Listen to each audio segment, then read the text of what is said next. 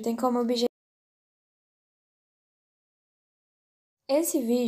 objetivo explicar de uma forma dinâmica e simples como o sentido químico da gustação acontece. A importância do paladar reside no fato de que ele permite à pessoa selecionar substâncias específicas de acordo com seu desejo e, frequentemente, de acordo com suas necessidades metabólicas. Os receptores químicos e as substâncias contidas nos alimentos são os responsáveis por gerar informações sobre o gosto das coisas. Ainda não são completamente conhecidas as substâncias químicas específicas que excitam os receptores gustatórios, mas alguns estudos identificaram pelo menos 13 receptores químicos prováveis nas células gustatórias, que são 2 receptores de sódio, 2 para potássio, 1 receptor para cloreto, 1 para adenosina, 1 para o íon hidrogênio, 1 para inosina, 2 para doce, 2 para amargo e 1 receptor para glutamato. As capacidades desses receptores gustatórios são agrupadas em 5 categorias gerais, que são as sensações primárias da gustação, que é o gosto azedo, o gosto salgado, o doce, o amargo e o umami. O gosto azedo é causado pelos ácidos e a intensidade dessa sensação gustativa é aproximadamente proporcional ao logaritmo da concentração do íon hidrogênio, isso é, quanto mais acidificado o ácido, mais forte torna-se o gosto azedo. O gosto salgado é provocado por sais ionizados, principalmente pela concentração de íon sódio. A qualidade do gosto varia ligeiramente de um sal para outro, porque alguns sais provocam outras sensações gustatórias além do salgado. Já o gosto doce não é causado por nenhuma classe única de substâncias químicas. Pode ser observado, especificamente, que a maioria das substâncias que levam ao gosto doce é constituída por substâncias químicas orgânicas.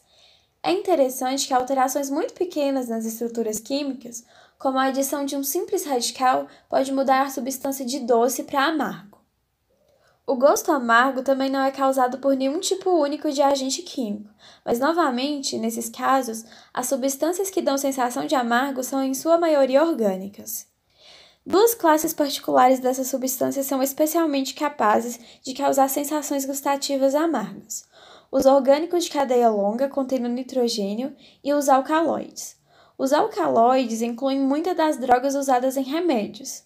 O gosto amargo, quando ocorre em alta intensidade, usualmente faz com que as pessoas ou animais rejeitem o alimento, e essa é uma importante função proposital dessa sensação em particular, porque muitas das toxinas letais encontradas em plantas venenosas são alcaloides, e todas são de gosto intensamente amargo. Por último, tem o gosto umami.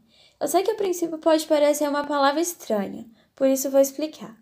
Umami é uma palavra japonesa que significa delicioso e é usada para designar a sensação de gosto prazerosa, que é qualitativamente diferente dos outros gostos. Ele se tornou uma modalidade de sabor estabelecida quando seu receptor foi identificado. Ele é disparado particularmente pelo glutamato monossódico, muito usado na culinária asiática. Mas é importante dizer que os mecanismos moleculares precisos responsáveis pelo gosto umami ainda não estão estabelecidos.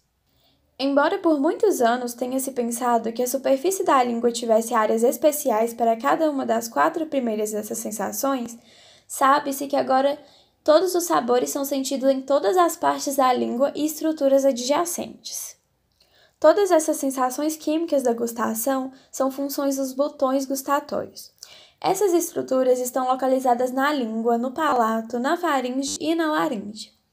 Na língua, eles estão dispostos em papilas especializadas, que são classificadas em 3 tipos: as circunvaladas, as foliáceas e as fungiformes. Nessa imagem, vemos a disposição dessas papilas. Na superfície posterior da língua, temos as papilas circunvaladas, que formam essa linha em V. Nelas se encontram grandes quantidades de botões gustatórios, que estão localizadas na parede dos sulcos que circundam essas papilas. Já as papilas fungiformes estão dispostas na superfície plana anterior da língua e têm uma quantidade moderada de botões gustatórios. E as papilas foliáceas estão localizadas ao longo das superfícies laterais da língua e também possuem quantidade moderada de botões gustatórios. Agora que eu já expliquei onde os botões estão dispostos, eu vou falar um pouco sobre sua estrutura. O botão gustatório é composto por aproximadamente 50 células epiteliais modificadas e são divididas em 3 tipos: células de sustentação, células basais e células receptoras, que são células gustatórias. Cada botão gustatório responde principalmente a um dos 5 estímulos primários, quando a substância identificada está em baixa concentração.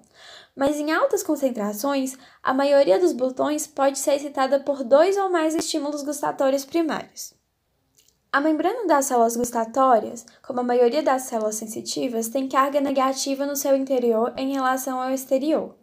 Quando uma substância entra em contato com as microvelocidades da membrana dessas células, ocorre a perda parcial do potencial negativo, ou seja, as células são despolarizadas. O mecanismo dessa despolarização se dá pela ligação das substâncias à molécula receptora proteica da célula. Essa interação resulta na abertura de canais iônicos, que permite a entrada de íons positivos, que irão despolarizar a célula. Isso é o que acontece com o gosto salgado e azedo. O tipo de receptor proteico em cada microvelocidade gustatória determina o tipo de gosto que é percebido.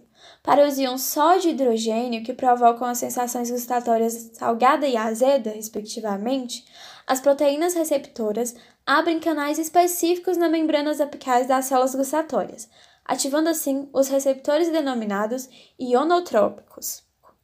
Para as sensações gustatórias doce e amarga, as porções das moléculas receptoras, quando recebem a substância, ativam substâncias transmissoras, que são segundos mensageiros nas células gustatórias. Esse tipo de receptor é chamado metabotrópico. Esses segundos mensageiros produzem alterações químicas intracelulares, que produzem os sinais do gosto. Apenas as células gustatórias pelo gosto salgado e azedo fazem sinapses com os neurônios gustatórios e são chamadas de células pré-sinápticas. Elas liberam o neurotransmissor serotonina por exocitose quando estimuladas. As células receptoras para o gosto amargo, doce e umami são chamadas células receptoras, ou do tipo 2, e não formam sinapses tradicionais. Em vez disso, elas liberam ATP através de canais que são semelhantes às junções comunicantes. E o ATP atua tanto nos neurônios sensoriais como nas células gustatórias pré-sinápticas. Nessas células gustatórias do tipo 2, as proteínas receptoras são associadas a uma proteína G especial, que parece ativar várias vias de transdução de canal. Algumas vias liberam íons cálcio do estoque intracelular, ao passo que outras abrem canais de cátion e permitem que o cálcio entre na célula. Os sinais de cálcio, então, iniciam a liberação de ATP da célula gustatória do tipo 2, que vai levar o sinal do gosto para a via de transmissão até o sistema nervoso. Após todo o processo de transdução, os impulsos gustatórios que vêm dos 2 terços anteriores da língua passam inicialmente pelo nervo lingual, depois pelo ramo chamado corda do tímpano do nervo facial e, por fim, pelo trato solitário, que é um núcleo sensitivo localizado no tronco cerebral.